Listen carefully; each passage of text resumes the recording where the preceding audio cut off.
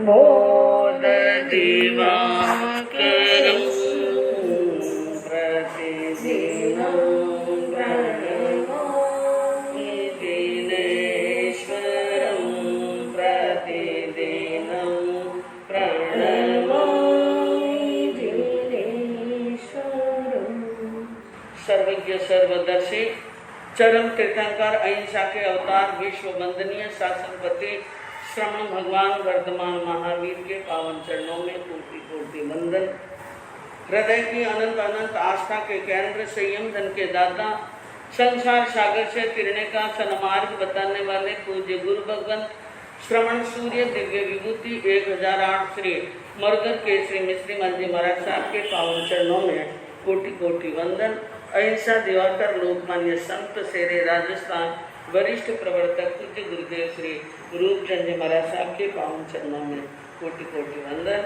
मरुधरा भूषण संत शिरोमणि पूज्य प्रवर्तक गुरुदेव श्री सुकन मुनि जी महाराज साहब के पावन चरणों में कोटि कोटि वंदन। साधना की प्रतिमूर्ति सद्गुणों की उपासिका सरल मना शांत दांत गंभीरा गुरुवरिया माँ सती श्री सज्जन कंवर जी महाराज साहब के पावन चरणों में कोटि कोटि। धर्म प्रेमी बंधुओं, शीलवती माताओं, श्रीमद् उत्तराध्ययन सूत्र की 27 दिवसीय श्रुत आराधना चल रही है और जिसके अंदर आज 24वें अध्ययन की स्वाध्याय विवेचन के ऊपर बड़ी ही अच्छी और बहुत ही जबरदस्त चर्चा चली। कुल मिलाकर के हमारे भगवान महावीर का जो धर्म है, इसको आंख मूंद कर करने का धर्म नहीं है। आंख मूंद कर करने का धर्म नहीं है, इसको होश के साथ में करना, यानी पूर्ण जागरूकता के साथ में और एकदम चैतन्य अवस्था के साथ में। और इस बात का एक ख्याल रखना चाहिए कि होश का दीपक जल जाए तो मनुष्य अपने जीवन का मालिक बन सकता है और अपनी मर्जी से जीवन जी सकता है। आज हम जी रहे हैं लेकिन अपनी मर्जी से नहीं जी रहे। कोई हमें चला रहा है, कोई हमें हंसा रहा है, कोई हमें रुला रहा है। दुनिया की प्रतिक्रियाओं के अनुसार जीवन को ढालने के हम आदी बन गए हैं। हम अपने यानी प्रभाव से नहीं जीते हैं, हमारे अपने हिसाब से स्वभाव से नहीं जीते हैं, प्रभाव से जीते हैं। दूसरे क्या कहेंगे ये देख करके मैं लोगों के सामने अच्छा दिखूं इसलिए ऐसे कपड़े पहन, दुनिया में मेरी रेस्पेक्ट हो इसलिए वो अलग तरह से, एक प्रकार से यूं कह दो मनुष्य एक अलग ही एक्टिंग करने वाला बन गया और जीवन की मौलिकता को दिन प्रतिदिन खोते जा रहा है और ऐसा मुखौटा पहन करके चल रहा है संघ समाज के भीतर, घर के भीतर, मित्र दोस्त और यारों के भीतर कि वो अपने स्वभाव, अपने आप के स्वभाव को भूल ही गया। और महावीर की वाणी कहती है स्वभाव में जियो। किसमें जियो? स्वभाव में जियो। अगर मनुष्य ने अपने स्वभाव में जीना बंद कर लिया तो हमारी जो भी क्रियाएं होगी, हमारी प्रसन्नता, हमारी नाराजगी अगर दूसरों पर ही आधारित हैं तो हमारी समस्त क्रियाएं दूसरों को प्रभावित करने के लिए ही होगी, दूसरों को प्रभावित करने के लिए होगी। मैं कहूँ दूसरों को प्रभावित करने के लिए हमें किसी कपट का सहारा लेने की जरूरत है। हाँ, अगर हमारे अंदर कमजोरी है, हमारी गलतियां हैं तो किताब खोलकर सामने रख दो, ये है। लेकिन कपट की चादर ओढ़कर हम किसी को यानी दूसरों को प्रभावित करना चाहे तो ये हमारी आत्मा के साथ में, हमारी आत्मा पर हम अपने आप ही अपने आप को धोखे में रख रहे हैं। किस में रख रहे हैं? धोखे में रह रहे हैं। इसलिए भगवान ने कहा कि मनुष्य के जीवन की लगाम अपने हाथ में होनी चाहिए। एक किस्सा याद आया। फारस देश से एक बादशाह नादिर शाह भारत में आया। फारस का बादशाह भारत में आया, नादिर शाह नाम था। और सबसे पहले वो वहाँ दिल्ली गया, आगरा गया। वहाँ उसने शायद पहली बार हाथी देखा। क्या देखा? हाथी देखा। इतना बड़ा जानवर, विशाल था। हाथी को देखकर बड़ा आश्चर्य हुआ। पूछा ये किस काम आता है? कहा ये राजा महाराजाओं के बैठने के काम आते हैं।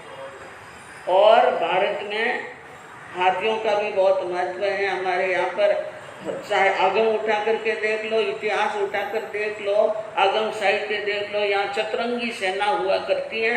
और जिसके अंदर हाथी, सबसे पहले नाम किसका आता है? हाथी, घोड़ा, रथ, पैदल। इस प्रकार यानी हाथी कभी कभी युद्धों में भी क्या आते हैं? काम। और कई हाथी तो बड़े स्वामी भक्त होते हैं जो मालिकों के युद्ध जिता देते हैं। तो कहा ये हाथी है और बड़े लोगों के बैठने के बाद। तो नादिर शाह की इच्छा हुई कि एक बार मैं भी इसके ऊपर बैठ जाऊं। कहा मैं इस पर बैठना चाहता हूँ। कहा बैठ गया। उनको वहाँ पर हाथी पर बिठाया और हाथी पर बैठाया। हाथी खड़ा हुआ। देखा नादिर शाह ने कि आगे एक व्यक्ति बैठा। उसने कहा भाई तू कौन है? उसने कहा मैं महावत हूँ। अरे यहाँ पर क्या कर रहा है? कि मैं हाथी को चलाऊंगा। कि तू कैसे चलाएगा? कि इस अंकुश से, एक अंकुश है, मैं इन हाथी को चलाऊंगा। उन्होंने कहा तू नीचे उतर जा, मैं हाथी की लगाम मुझे पकड़ा। क्या कहा? हाथी की लगाम मुझे पकड़ा दे, तू नीचे उतर जा। तो वो हंसने लगा। उसने कहा हाथी को तो महावती चलाता है और हाथी पे कोई लगाम होती नहीं है, वो तो अंकुश से चलता है। इस प्रकार की बात कही। और वो नादिर शाह घुड़सवारी का आदमी था। घोड़े की हमेशा सवारी करता था। तो अपने हाथ में, उनके हाथ में क्या होती थी?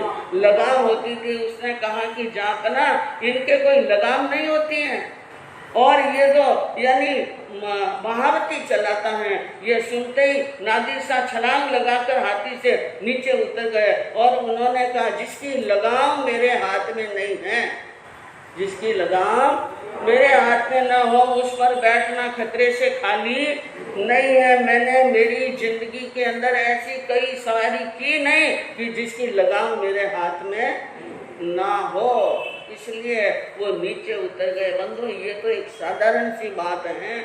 हमें भी भगवान महावीर ने यही उपदेश दिया कि जीवन की लगाम हमारे हाथ में होनी चाहिए।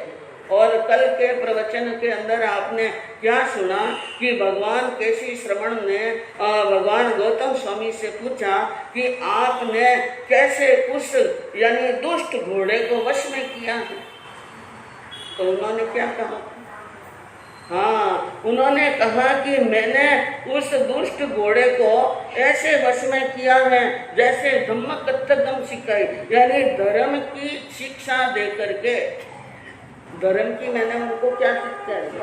हाँ, और श्रुतशील यानी श्रुत और शील की रस्सी ज्ञान की डोरी से बांध कर दुष्ट मन रूपी घोड़े को मैंने क्या कर लिया है? वश में। इसलिए मैं यहाँ पर आराम से चल सकता हूँ। तम सम्मम निगन्नामी धम्म सिखाई करता। मैंने अपने आप को, अपने मन को धर्म की शिक्षा रूप लगाम से क्या कर दिया है? वश में कर लिया है। तो बंधुओं हम अपने जीवन के मालिक बन सकते हैं। और हम अपने, क्योंकि सारे जीवन का सांस भी हमारे हाथ में है। सांस, हम एक सांस के भी, हर सांस के मालिक हैं। हम जिंदगी के मालिक हैं। हम हर सांस के अंदर आत्मचिंतन करते हुए बड़े कर्मों की निर्जरा भी कर सकते हैं, जीवन का उत्थान कर सकते हैं, आत्मा का कल्याण कर सकते हैं। मैं कहूँ भगवान महावीर को मोक्ष दिलाने के लिए कोई भगवान नहीं आए थे। उन्होंने अपने आप अपना जीवन कंट्रोल कर, आत्मा को कंट्रोल कर, वश में कर इतना मजबूत कर लिया, इतना मजबूत कर लिया कि आत्मा से अंतरात्मा ने, अंतरात्मा से क्या बन गए वो परमात्मा। हम भी बन सकते हैं, हम भी बन सकते हैं, लेकिन कब? कि जब हम अपने स्वभाव में आएंगे। कहाँ आएंगे? स्वभाव में आएंगे। तो प्रभु महावीर की यह अमृतमय वाणी हमारी आत्मा के कल्याण का यही सदुपदेश देती है कि हम स्वभाव में जीना सीख लें तो बहुत ही उत्तम कार्य होगा। बंधुओं, हमारे यहाँ पर अंजना सती के जीवन चारित्र का वर्णन चल रहा है, और जिसके अंदर आपने सुना था कि दोनों वसंतमाला और अंजना वन के अंदर यहाँ पर विचरण कर रही हैं, और बीच बीच के अंदर कभी कभी शेर का उपद्रव हो जाता है तो कभी सांप का भी हो जाता है, लेकिन शील के प्रभाव से और धर्म के प्रभाव से आए हुए कष्ट वापिस क्या हो जाते हैं? दूर। एक भयंकर सांप पीछे पड़ गया था, लेकिन सती ने उस समय एक ही बात कही, मेरे प्रियतम पति पवन, अगर पूर्ण ब्रह्मचारी हो तो हे नाग तुझे आण है, यहाँ से पीछे हट जा, यहाँ से क्या हट जा, पीछे हट जा। और ये बात सुनते ही बंधुओं नागदेव ने अपना सिर नीचे करके दिशा मोड़, दिशा ही सर्प गयो सती मन सुख पायो, आयो हर्ष अपार, प्रियतम मारा पुण्यवंत है, प्रियतम मारा पुण्यवंत है, शीलवंत सुख जी धन सती अंजना, साचे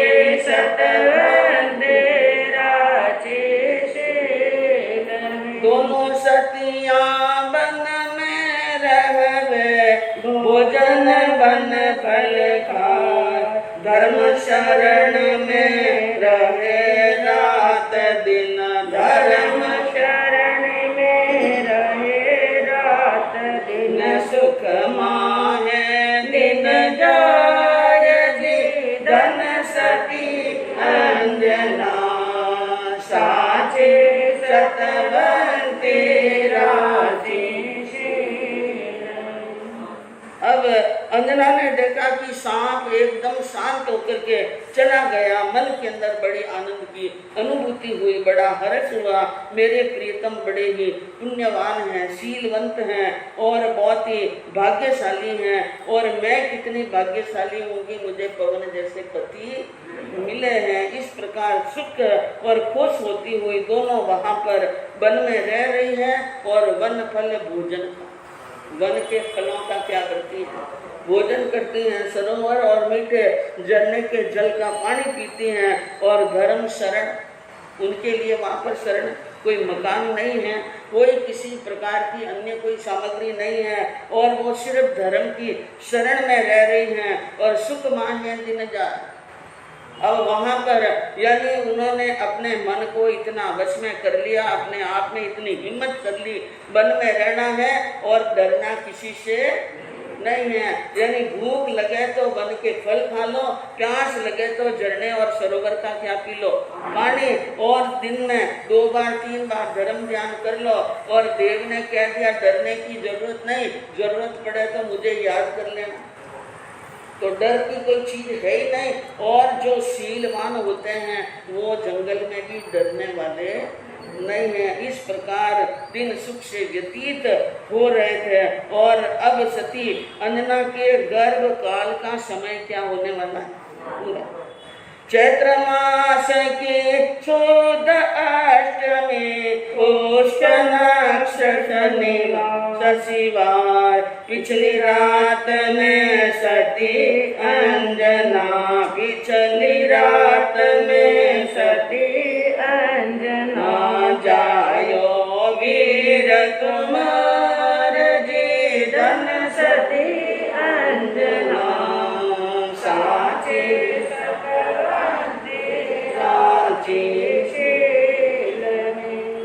समय व्यतीत होता गया, और चलते चलते चैत्र मास के शुद्ध पक्ष की अष्टमी का दिन, शुद्ध पक्ष की अष्टमी और सोमवार, वार क्या था? सोमवार, और नक्षत्र था पुष्य नक्षत्र। उस दिन पिछली रात के अंदर ब्रह्म मुहूर्त के अंदर सती अंजना ने एक सुकुमार लाल को जन्म दिया। और कहते हैं कि जो महान आत्माएं होती हैं वे जिस समय जन्म लेती हैं उस समय ब्रह्मांड की स्थिति भी शुभ होती है, वातावरण भी क्या होता है। हाँ, जो इतिहास प्रसिद्ध होते हैं, जो सदियों के ऊपर सदियां बीत जाने के बाद में भी, युगा के ऊपर युग बीतने के बाद में भी जिनका नाम अजर और अमर होने वाला है, वे महापुरुष गलत टाइम में पैदा होते ही नहीं, अच्छे टाइम में क्या होते हैं। हाँ, हुआ शुभ वार शुभ वेला उजाला हो तो ऐसा हो, जाया सुत अंजनी बाला के लाला हो तो ऐसा हो। हुआ शुभ वार शुभ वेला, शुभ वेला आई, शुभ वार आया, शुभ नक्षत्र आया, शुभ टाइम आए। उस समय यानी जिस समय सूर्य भगवान भास्कर उदय होने में थोड़ी सी ही देर बची थी, उषा काल यानी उषा शुरू होने वाला था, उस समय अंजना ने पुत्र को क्या दिया? जन्म। लाला हो तो ऐसा, बेटा हो तो कैसा हो? हाँ, अंजना के बेटे जैसा हो।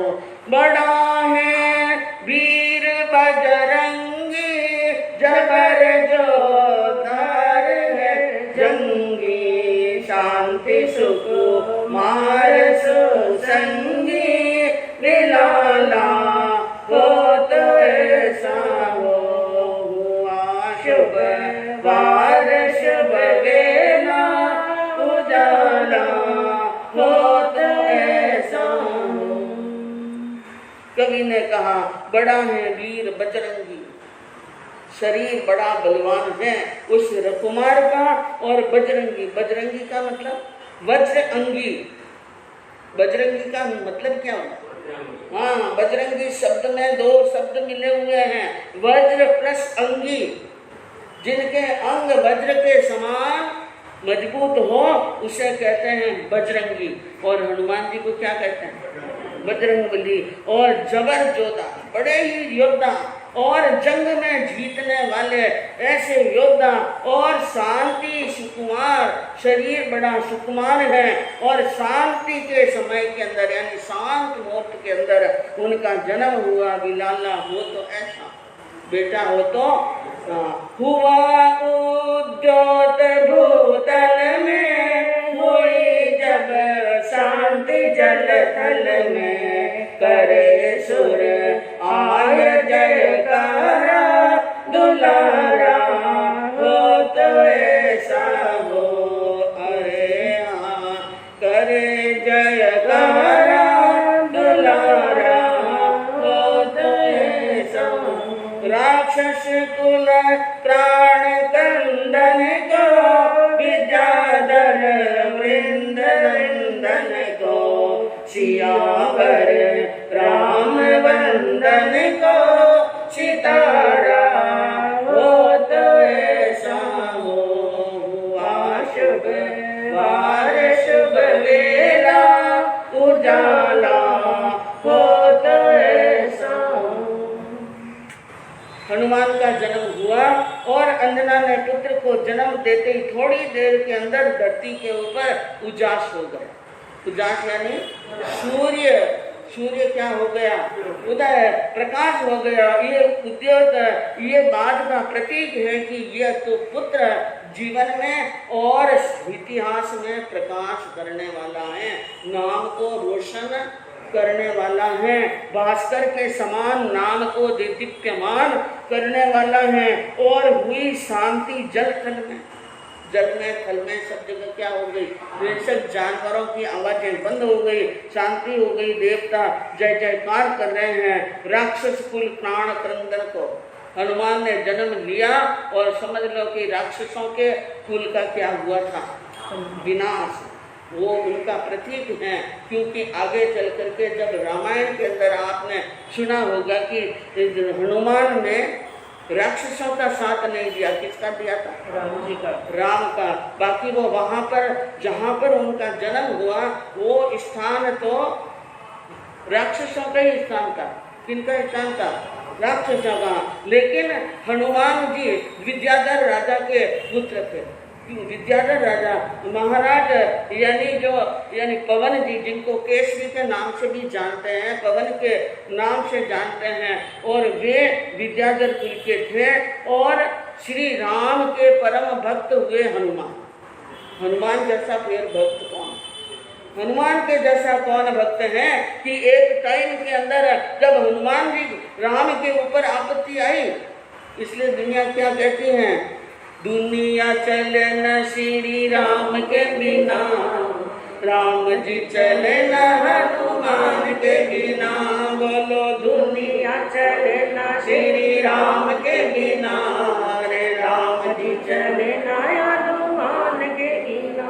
राम के जीवन के अंदर महत्वपूर्ण भूमिका निभाने वाले और रामायण के परम पवित्र पावन पात्र है तो हनुमान है। और जिस समय सीता का हरण हुआ था और सीता जी को हरण होने के बाद में जब मालूम हुआ कि रावण ने सीता को हरण करके लंका में ले गया है, तो वहां पर मूंदड़ी ले जानी थी श्री राम की। क्या ले जानी थी? और ये काम किसको सौंपा? हनुमान जी को। और हनुमान जी के लिए एक श्राप लगा हुआ था, जब तक उनको उनकी शक्ति का कोई आभास नहीं करावे तो सबकी जागृत होती नहीं है। तो वहां पर यानी उनको तैयार किया, तुम जाओ। लेकिन इतने बड़े समुद्र को देखकर हनुमान जी भी एक बार सोच में पड़ गए, इतने बड़े समुद्र को कैसे लांघूंगा। उस समय जामवंत वहां पर खड़े थे और उन्होंने एक बात कही थी, अरे कठिन सो काज कवन जग माई, जो नहीं होत तात तुम जामवंत ने कहा था कि हे हनुमान, ऐसा दुनिया में कौन सा काम है जो तू नहीं कर सकता? तेरे अंदर तो वो शक्ति है, तेरे अंदर तो वो बल है, तू चाहे तो आकाश भी लांघ सकता है। ऐसा उत्साह भरा उनके अंदर। और हनुमान जी क्या हो गए? तैयार। सुन कर जामवंत की बात हनुमत मारी, एक पदाक हृदय ज्ञान राम को राख, समंदर कूद गयो हनुमान शीश पर राखी मूंदड़ी, सीता मातारी गोदी में हनुमत डाले मूंदड़ी, वावा सीतारी गोदी में कहीं छिटकाई मूंदड़ी। सुनकर जामवंत की बात सुनकर हनुमान जी ने इधर देखा न उधर देखा, श्री राम का ध्यान किया न पदाक मारी ने समुद्र को क्या कर गए? पार पहुंच गए अशोक वाटिका के अंदर। और वहां जाकर के देवी सीता की गोद में क्या डाल दी? मूंदड़ी। तो बंधुओं ये रामायण है। तो मैं यहाँ पर कह रही थी सिया राम वंदन को, यानी सियावर श्री राम के चरण का पायक बनने वाला महान भक्त जिसने क्या ले लिया? जन्म ले लिया। माता अंजना को बड़ी क्या हुई? प्रसन्नता हुई। बसंत माला ने पास में बह रही नदी के अंदर स्नान कराकर झरना का शुद्ध जल से स्नान कराया और फिर उसके बाद में एक पत्र की सैया तैयार की। पत्र की, क्योंकि जंगल है वहाँ पर कोई मखमल की सैया थोड़ी है। वहाँ कोमल कोमल वृक्षों के कोमल कोमल पत्ते लाए और पत्तों को इस प्रकार बिछाया, कोमल कोमल पत्तों को सैया तैयार किए और सैया तैयार करके और उसके ऊपर सुकुमार को और अंजना दोनों को सोने के लिए कह दिया। और अंजना अपने पुत्र को निरख रही है, मन के अंदर बड़ी प्रसन्न हो रही है। लेकिन जंगल के अंदर जन्म महोत्सव कौन मना रहे?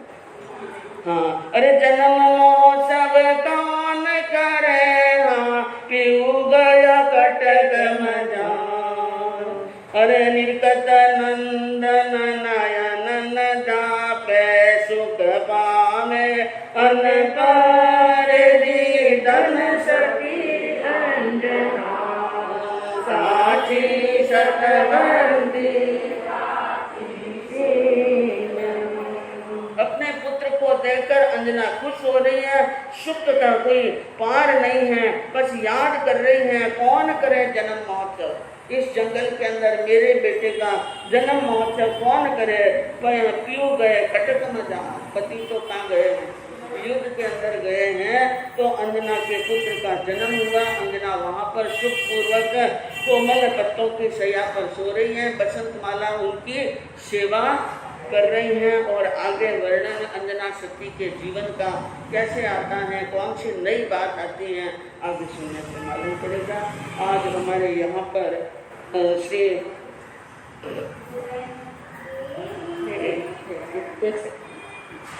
आज मुर्गर केसरी दरबार के अंदर बेंगलोर श्री रामपुर से मोक्ष द्वार पत्रिका के संपादक और वरिष्ठ स्वाध्याय श्रीमान गौतम चंद जी साहब ओस्तवाल यहाँ पर पधारे हैं। और टी नगर संघ के अध्यक्ष स्वाध्याय डॉक्टर श्री उत्तम चंद जी साहब गोठी में आज हमारे यहाँ पर पधारे हैं। मुर्गर केसरी दरबार में आपकी बहुत बहुत स्वागत है। आपकी धर्म भावना का, भक्ति भावना का और बहुत बहुत अनुमोदना करते हैं। बड़े लंबे समय के बाद में गौतम चंद जी ने दर्शन लाभ लिए हैं। हाँ, बहुत ही अच्छी बात है। और हाँ, दोनों साथी में हमारे डॉक्टर साहब उत्तम चंद जी साहब गोटी, ये भी बहुत बड़े स्वाध्यायी हैं, संघ के अध्यक्ष भी हैं। और मापणम श्री संघ के अंदर जो यानी संघ को एक डोर के अंदर बांध करके चलने वाले बहुत ही एक कर्मठ कार्यकर्ता के रूप में हम बराबर 20-21 साल से देख रहे हैं आपको, जब से 2005 से लगा करके। तो बहुत ही अच्छी बात है, आपकी जितनी अनुमोदना करें उतनी कम है। और हमारे स्वाध्याय गौतम चंद जी साहब ये भी बहुत ही अच्छे वक्ता हैं। कई बार गुरुदेव मुर्गर केसरी जी महाराज साहब की जन्म जयंती के कार्यक्रमों में आपके द्वारा संचालन का कार्य हुआ और बहुत ही अच्छा कार्य हुआ। तो बहुत आपका यहाँ बड़पल्ली धर्म जैन भवन के अंदर आपका बड़ा स्वागत है। और हमारे बहन बिंदु भाई डूंगरवान 2 मिनट।